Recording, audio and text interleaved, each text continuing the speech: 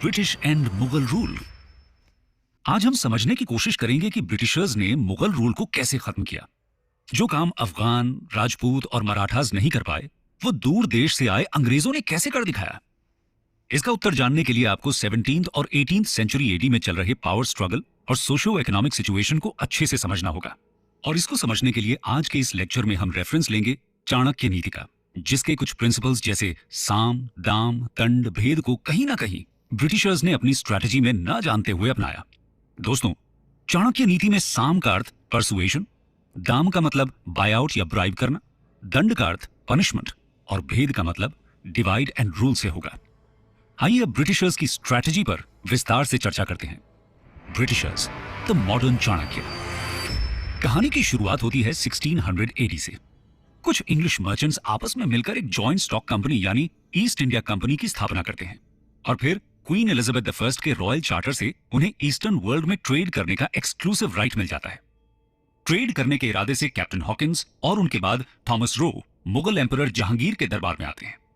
वो उन्हें ढेर सारे गिफ्ट्स देते हुए इंग्लैंड के साथ ट्रेड करने के फायदे भी बताते हैं। पहले तो जहांगीर कुछ नोबल्स और पोर्चुगीज के दबाव में ईस्ट इंडिया कंपनी को कोई भी रॉयल फेवर देने से इनकार कर देते हैं, परंतु ब्रिटिशर्स की कंसिस्टेंट परसुएशन मुगल एम्पायर को ट्रेड और टैक्स कलेक्शन में होने वाले फायदे के कारण आखिरकार जहांगीर रॉयल परमिशन दे देते हैं। इसको हम चाणक्य नीति की परिभाषा में साम कहते हैं। शाही फरमान यानी एम्परर्स ऑर्डर के अनुसार ईस्ट इंडिया कंपनी को एनुअल पेमेंट के बदले पूरे मुगल साम्राज्य में फैक्ट्रीज खोलने और ट्रेड करने की इजाजत मिल जाती है। शाही फरमान मिलने के बाद ब्रिटिशर्स एक एक कर सूरत, मद्रास, बॉम्बे, कैलकाटा, पटना इत्यादि जगहों पर अपनी फैक्ट्रीज स्थापित कर देते हैं। धीरे धीरे profitable trade, rule of law और बेटर कॉन्ट्रैक्ट इन्फोर्समेंट के कारण इन फैक्ट्रीज के अराउंड सिटीज फ्लरिश करने लगती हैं और दूर दूर से इंडियन मर्चेंट्स और बैंकर्स इन सिटीज की तरफ आकर्षित होने लगते हैं। लेकिन अब ब्रिटिशर्स की एम्बिशंस बढ़ने लगती हैं। पहले उनका इंटरेस्ट सिर्फ ट्रेड में था, पर अब उन्हें लगने लगा कि पॉलिटिकल पावर को कैप्चर करने से उनका ट्रेड करना और आसान और प्रॉफिटेबल हो जाएगा। इसी लालच में ईस्ट इंडिया कंपनी 1686 एडी में औरंगजेब के खिलाफ जंग छेड़ देती है, पर अंग्रेजों की सेना औरंगजेब के सामने टिक नहीं पाती और बुरी तरीके से हार जाती है। इस लड़ाई में हुई हार के बाद ब्रिटिशर्स को अच्छे से समझ आ जाता है कि माइटी मुगल एम्पायर को हराने के लिए परसुएशन, ब्राइब और पनिशमेंट के साथ साथ डिवाइड एंड रूल पॉलिसी यानी भेद नीति का भी इस्तेमाल करना पड़ेगा। सबसे पहले ब्रिटिशर्स औरंगजेब के सामने हाथ जोड़कर माफी मांगते हैं और आगे ऐसी भूल न करने की कसम खाते हैं। औरंगजेब भी इंडियन क्राफ्ट्समैन और इकोनॉमिक इंटरेस्ट को ध्यान में रखते हुए 15,000 रुपए का जुर्माना लगाकर ब्रिटिशर्स को माफ कर देते हैं। और ये माफी इंग्लिश ईस्ट इंडिया कंपनी के लिए आगे चलकर बहुत क्रूशल लाइफलाइन साबित होती है। 1707 एडी में औरंगजेब के मरने के बाद सक्सेशन कॉन्फ्लिक्ट शुरू हो जाता है और कई वीक एम्परर्स के गद्दी संभालने के कारण मुगल एम्पायर डिक्लाइन होने लगता है, जिसका डायरेक्ट फायदा ब्रिटिशर्स को होता है। आइए देखते हैं ब्रिटिशर्स ने इस पावर स्ट्रगल का कैसे फायदा उठाया। Weak successors and the power struggle. Weak successors की प्रेजेंस में मुगल कोर्ट कंस्पिरेसीज और पावर स्ट्रगल का गढ़ बन जाता है। ऐसी नाजुक स्थिति में एम्परर फारूक सियार 1717 एडी में ब्रिटिशर्स को एक शाही फरमान इशू करते हैं। इस फरमान के अनुसार एक एनुअल पेमेंट के बदले ईस्ट इंडिया कंपनी को पूरे मुगल टेरिटरी में ड्यूटी फ्री ट्रेड करने की इजाजत मिल जाती है। इसके अंतर्गत ब्रिटिशर्स अपने गुड्स पर दस्तक यानी कि ड्यूटी फ्री परमिट इशू कर सकते थे, जिसे देखकर कोई भी लोकल रूलर उस पर एक्स्ट्रा टैक्स नहीं लगा सकता था। पर ब्रिटिशर्स इस दस्तक सिस्टम का मिसयूज करने लगते हैं। यह देखकर बंगाल के नवाब्स ब्रिटिशर्स को दस्तक का मिसयूज करने से रोक देते हैं और बंगाल में बनी फैक्ट्रीज को फोर्टिफाई करने से भी मना कर देते हैं। इसी बीच पर्शिया के रूलर नादिर शाह पर्शिया को बदहाली से निकालने के लिए 1739 एडी में भारत पर आक्रमण कर देते हैं। इस समय के मुगल रूलर मोहम्मद शाह इस रेड के लिए बिल्कुल भी प्रिपेयर्ड नहीं थे। मुगल कोर्ट में चल रही कंस्पिरेसीज के कारण नादिर शाह बहुत ही आसानी से दिल्ली तक पहुंच जाते हैं और 70 करोड़ की धन संपत्ति, कोहिनूर डायमंड और पीकॉक थ्रोन के साथ पर्शिया वापस लौट जाते हैं। इस लूट से मुगल एम्परर की प्रेस्टीज को इररेपरेबल लॉस होता है, जिससे डेक्कन में मराठास और बंगाल में ईस्ट इंडिया कंपनी दोनों को साइकोलॉजिकल एडवांटेज मिल जाता है। पर इन दोनों पावर्स को यह पता था कि मुगल एम्परर को गन पॉइंट पर हटाना बेवकूफी होगी, क्योंकि मुगल एम्परर भले ही वीक हों, पर वो इंडिया की पॉलिटिकल यूनिटी के ग्रेटेस्ट सिंबल थे। अवध, बंगाल, हैदराबाद, मराठास, ब्रिटिशर्स कोई भी हो, सभी मुगलों की नॉमिनल सुप्रेमेसी एक्सेप्ट करते थे, जिससे उनके रूल को लेजिटिमेसी मिलती थी। अपनी लेजिटिमेसी बनाए रखने के लिए सबसे पहले ब्रिटिशर्स बंगाल के स्ट्रॉन्ग रूलर यानी कि नवाब को हटाने की प्लानिंग करते हैं। पर ब्रिटिशर्स अभी भी इतने स्ट्रांग नहीं हुए थे कि वो बंगाल के नवाब सिराज उद दौला को डायरेक्ट चैलेंज कर सके। इसलिए वो डिवाइड एंड रूल पॉलिसी अपनाते हैं। आइए देखते हैं कि ब्रिटिशर्स ने चाणक्य नीति के भेद को कैसे यूज किया। Divide and rule policy. सबसे पहले ब्रिटिशर्स बंगाल के नवाब के सेनापति मीर जाफर को बंगाल के बिगेस्ट बैंकर जगत सेठ की सपोर्ट से अपने साथ में ला लेते हैं और 1757 एडी में हुई बैटल ऑफ प्लासी को आसानी से जीतने के बाद ब्रिटिशर्स मीर जाफर को पपेट नवाब बना देते हैं। इधर मराठास जोश में आकर 1759 एडी में गद्दी पर बैठे मुगल एम्परर शाह आलम II से मिलकर उन्हें प्रोटेक्शन देने की पेशकश कर देते हैं। फिर क्या था, मुगल एम्परर की सारी प्रॉब्लम्स अब मराठास की प्रॉब्लम थी। नादिर शाह के मरने के बाद उसका जनरल अहमद शाह अब्दाली फिर से दिल्ली पर रेड करने आने वाला था। 1761 में अब्दाली को रोकने के लिए गई मराठास की सेना थर्ड बैटल ऑफ पानीपत में बुरी तरह से हार जाती है।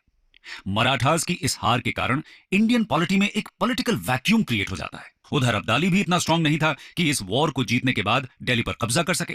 कुछ हिस्टोरियंस बताते हैं कि थर्ड बैटल ऑफ पानीपत से यह तो नहीं डिसाइड हो पाया कि कौन भारत का अगला शासक बनेगा, पर यह जरूर डिसाइड हो गया कि कौन भारत का अगला शासक नहीं बनेगा। ब्रिटिशर्स इस पॉलिटिकल वैक्यूम का पूरा फायदा उठाते हैं। 1764 में हुई बैटल ऑफ बक्सर में ब्रिटिशर्स बंगाल के नवाब मीर कासिम, मुगल एम्परर शाह आलम II और अवध के नवाब की जॉइंट सेना को हरा देते हैं और जीतने के बाद हुई ट्रीटी ऑफ इलाहाबाद के अंतर्गत ब्रिटिशर्स मुगल एम्परर से बंगाल, बिहार और ओडिशा के दीवानी राइट्स यानी कि रेवेन्यू कलेक्शन राइट्स हासिल कर लेते हैं। पर थर्ड बैटल ऑफ पानीपत की हार के कुछ सालों बाद ही मराठास, मैसूर और हैदराबाद ब्रिटिशर्स को जॉइंटली डिसलॉज करने की लास्ट कोशिश करते हैं। पर ब्रिटिशर्स अब चाणक्य नीति अप्लाई करने में एक्सपर्ट हो चुके थे। आइए जानते हैं breaking the Maratha Mysore Hyderabad alliance. Britishers सबसे पहले मराठा सरदार्स के बीच हो रही इंटरनल पावर स्ट्रगल को यूटिलाइज करते हुए एक के बाद एक एंग्लो मराठा वॉर्स में सिंधिया, भोसले, होलकर और गायकवाड्स को डिवाइड कर देते हैं। कुछ से दोस्ती और कुछ से दुश्मनी करते हुए ब्रिटिशर्स मराठास को सेपरेट बैटल्स में ओवर पावर कर देते हैं। धीरे धीरे सिंधिया और भोसले लॉर्ड वेलेस्ली की सब्सिडियरी अलायंस एक्सेप्ट कर लेते हैं, जिसके अंतर्गत ब्रिटिशर्स प्रिंसली स्टेट्स को बाहरी खतरों से बचाने के लिए सेना प्रोवाइड करते थे in return of an annual tribute.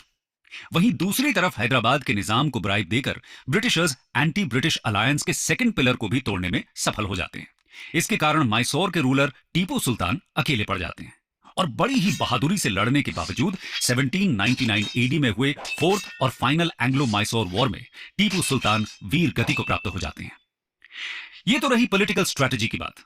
Socio economic policy front पर भी ब्रिटिशर्स मुगल्स का सूटेबल ऑल्टरनेटिव प्रोवाइड करने की पूरी कोशिश कर रहे थे। आइए समझते हैं कैसे। Socio economic policies of English East India Company. Mughals हों या मराठास, सभी 18th century Indian powers same old traditional system follow कर रहे थे। उनके major revenue source helpless oppressed peasants यानी किसान ही थे। पर Britishers better trade, commerce, land revenue system और रूल ऑफ लॉ की मदद से इंडियन पॉपुलेशन के कुछ सेक्शंस की लॉयल्टी हासिल करने में सफल होने लगते हैं। उदाहरण के लिए लॉर्ड वॉरेन हेस्टिंग्स के ओरिएंटलिस्ट व्यूज के कारण कई इंडियन एलीट उनके फॉलोअर बन जाते हैं। वहीं 1793 एडी के permanent settlement land revenue system से कुछ जमींदार्स और मनी लेंडर्स उनके खास बन जाते हैं। वहीं लॉर्ड कॉर्नवालिस द्वारा किए गए जुडिशियल और police reforms, Lord William Bentinck द्वारा इंग्लिश को हायर कोर्ट्स की लैंग्वेज बनाकर मुगल सिस्टम्स को डिस्प्लेस करने लगते हैं। इसके अलावा 19th सेंचुरी में ब्रिटिशर्स द्वारा किए गए एजुकेशनल और सोशल रिफॉर्म्स के कारण राजा राम मोहन रॉय, ईश्वर चंद्र विद्यासागर जैसे सोशल रिफॉर्मर्स उनके सपोर्टर बन जाते हैं। 1857 का रिवोल्ट आते आते कुछ upper caste zamindars, princely states के राजा, अर्बन एरियाज में रहने वाले एलिट्स और ब्रिटिश आर्मी में एम्प्लॉयड कुछ अनटचेबल कास्ट्स ब्रिटिश रूल के हिडन बुलवर्क्स बन जाते हैं। इसी लेजिटिमेसी के कारण 1857 एडी में फाइनली ब्रिटिशर्स एक अनसिविलाइज्ड तरीके से मुगल डायनेस्टी को खत्म कर देते हैं। Last Mughal emperor Bahadur Shah Zafar II को बंदी बनाकर रंगून भेज दिया जाता है और मेजर विलियम हडसन सारी हदों को पार करता हुआ बड़ी ही क्रूरता से अंतिम मुगल राजकुमारों को मौत की घाट उतार देता है। जिस जगह पर यह हुआ उसे आज भी खूनी दरवाजा के नाम से याद किया जाता है। आइए अब इस लेक्चर को समराइज करते हैं। समरी। ध्यान से देखा जाए तो मुगल्स अपने इंटरनल वीकनेसेस, कोर्ट कंस्पिरेसीज और ट्रेडिशनल सोशो इकोनॉमिक बैकवर्डनेस के कारण 19th सेंचुरी तक मिलिटरीली इररेलेवेंट हो गए थे। पर ब्रिटिशर्स बहुत ही शूडली अपने कॉलोनियल रूल को लेजिटिमाइज करने के लिए मुगल एम्परर्स को 1803 से 1857 एडी तक सिर्फ एक पॉलिटिकल फ्रंट की तरह इस्तेमाल करते हैं। लेकिन एक broader socio economic and political base तैयार होने के बाद वे 1858 एडी के क्वींस प्रोक्लेमेशन या गवर्नमेंट ऑफ इंडिया एक्ट के साथ मुगल रूल को फॉर्मली ओवरथ्रो कर देते हैं। 20th सेंचुरी आते आते इंडियंस को ब्रिटिशर्स की व्हाइट मैन्स बर्डन थियरी में लूप होल्स नजर आने लगते हैं और एक लंबे फ्रीडम स्ट्रगल के बाद Bharat finally rule of constitution के साथ कॉलोनियल रूल से आजाद हो जाता है। दोस्तों, ये थी कहानी ब्रिटिशर्स के मुगल्स को डिस्प्लेस करने की।